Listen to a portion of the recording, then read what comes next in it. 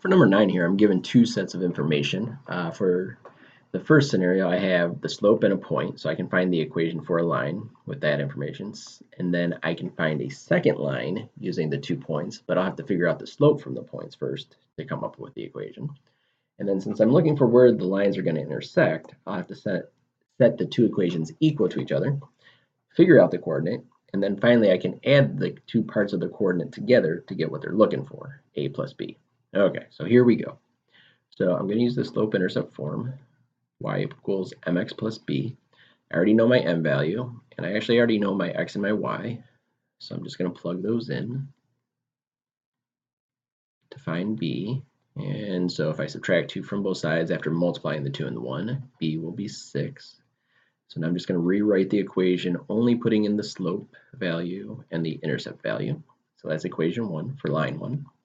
Here I actually have to figure out the slope first, and the slope formula is y2 minus y1 over x2 minus x1. So that's going to be 1 minus 2 over 2 minus 1, which is negative 1 over 1, which is negative 1. So now I can start this one, just writing the format. And it doesn't matter which coordinate I use, so I'm going to use this xy. So let's see, 2 will be equal to negative 1 times the x value plus b. So 2 equals negative 1 plus b. Add 1 to both sides. So b will be equal to 3.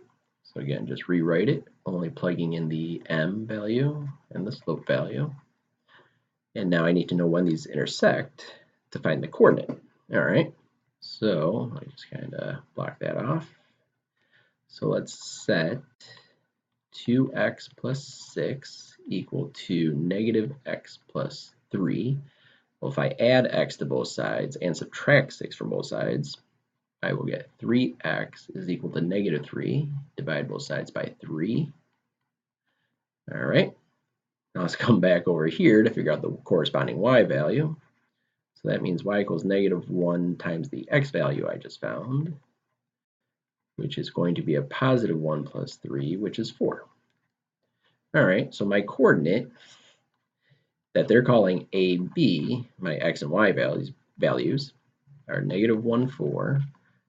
So that implies a plus b is just going to be negative 1 plus the 4, which is 3. So my answer is B.